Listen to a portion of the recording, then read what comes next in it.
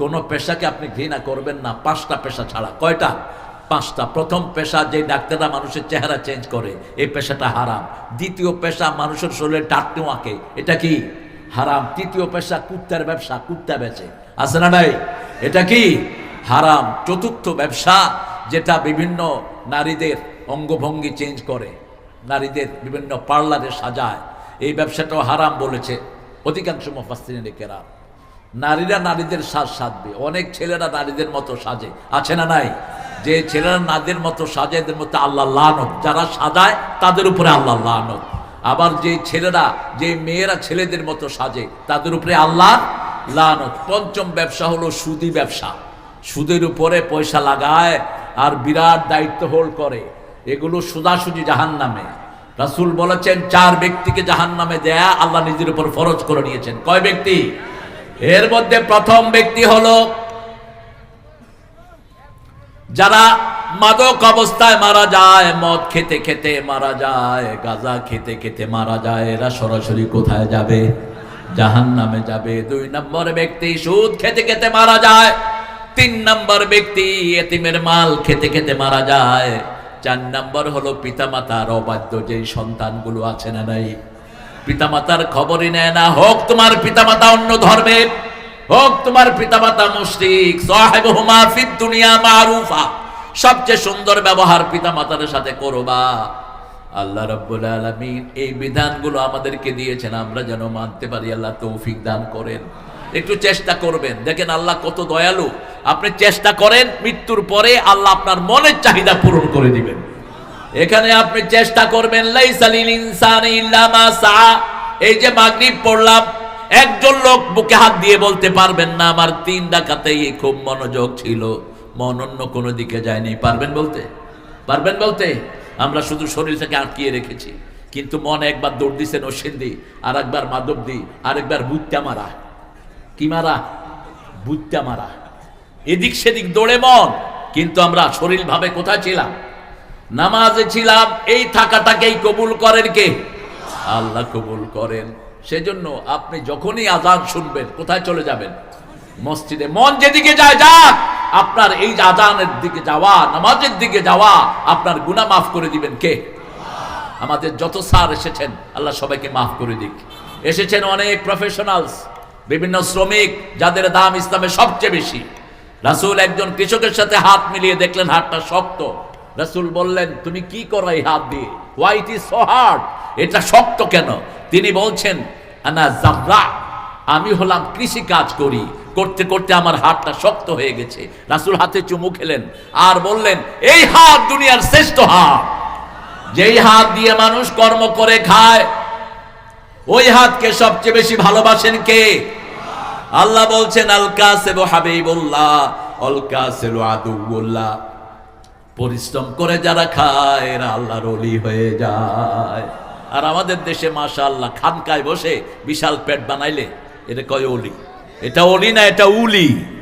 এটা কি উলি? কিসের ওলি এটা? প্রত্যেক আল্লাহর ওলিরা সিমসাম হবেন। একজন নবীও পেটুক ছিলেন না, একজন নবীও শরীরের ভারে চলতে পারেন না এমন ছিলেন না। যারা লম্বা সেজদা দিবে এদের পেট এমনি ঢুকে যাবে পেটের ভিতরে, ঠিক না বেঠি? আল্লাহ বুঝার তৌফিক দান করুক। অনেক হিন্দু ভাই আসতে পারেন, আশেপাশে আছে হিন্দু ভাইয়েরা, আপনাদের জন্য কোরআন হলো সবচেয়ে নিরাপদ জায়গা। কোরআনের প্রতিটি পাতায় পাতায় আপনাদের নিরাপত্তার কথা বলা হয়েছে, ঠিক না বেঠি? এই জন্য গত 14 মাস আমাদের দেশের হিন্দু ভাইদের উপর কোনো আক্রমণ হয়নি। এই ছেলেরা জামাত, শিবির, বিএমপি মিলে এদেরকে তাদের ওই যে মন্দিরে পর্যন্ত পাহারা দিয়েছে, যাতে কেউ আক্রমণ করতে না পারে, ঠিক না ঠিক?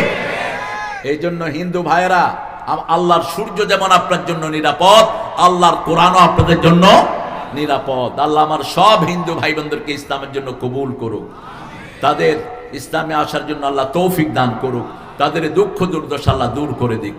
৫০তম মাহফিল, ৫০তম। কোন সূরা? ৫০ নম্বর সূরা। বলেন আপনারা। আমি একটা পরামর্শ দিয়ে যাই, আমি না আসলেও পরামর্শটা আপনারা ফলো করবেন। এই বছরই আসা হতো না আমার, আমি অনেক কষ্ট করে পরিশ্রম করে আসা আমার। আপনার শরীরে দেখেছেন, শরীরও চলছে না। আমি গত রাতে ছিলাম ধনবাড়ি, ধনবাড়ি থেকে মাহফিল করে রাত 12:30টায় রওনা হয়েছি। সারা রাত রাস্তায় প্রচন্ড কুয়াশা আর জাম, রহমতুল্লাহ আলাই।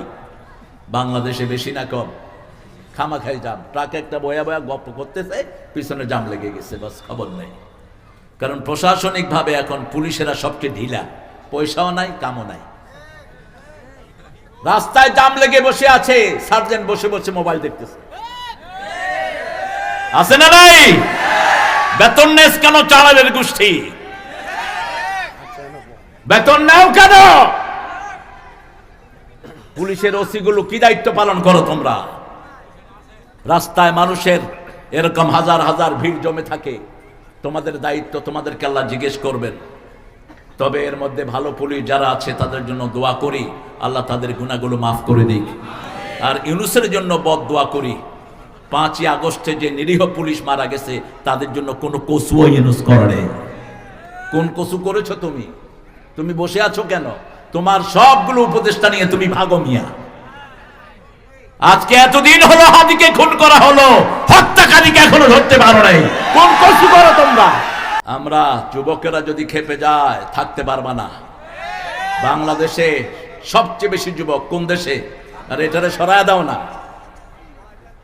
এগুলো কোত্থেকে আসে? এই এক সাইডে বসো। 50তম সূরা থেকে আজকে কথা বলবো, আল্লাহ তৌফিক দান করেন। কোরআন শরীফের সবচেয়ে সওয়াবের সূরা কোনটা? আল্লাহ তোদেরকে হেদায়েত করুক। 99% মাহফিলে উত্তর দিতে পারে না, হাফেজরাও পারে না। কোন সূরা পড়লে সবচেয়ে বেশি সওয়াব হয়? রাসূল কোন সূরা সবচেয়ে বেশি পড়তেন? তোমার আল্লাহ হেদায়েত করুক। মায়ের দাম বেশি না বাপের দাম? হক বেশি কার? মায়ের কয় গুণ? কয় গুণ? কেন 3 গুণ? পেটে ধারণ করেছেন, মা 2 বছর দুধ পান করিয়েছেন, মা প্রসব বেদনা সহ্য করেছেন, মা। এই কথাটা কোরআন শরীফে সূরা লোকমানের 14 নম্বরে বলে দিয়েছেন কে? ওয়া ওয়াসাইনাল ইনসানা বিওয়ালিদাই হামালাতুহু উম্মুহু ওয়াহাদান আলা ওয়াহান وفصاله في عامين أن اشكر لي ولوالديك وإلي المصير। ও দুনিয়ার মানুষ, 2 জনের ব্যাপারে ওসিয়ত করছি, একজন তোমার বাবা আর একজন তোমার মা। তবে মায়ের কষ্টের কথা ভুলে যেও না। একটার পর একটা যন্ত্রণা সয়ে সয়ে মা তোমাদেরকে পেটে ধারণ করেছে। আল্লাহু আকবার। কোরআনের মা কোন সূরা?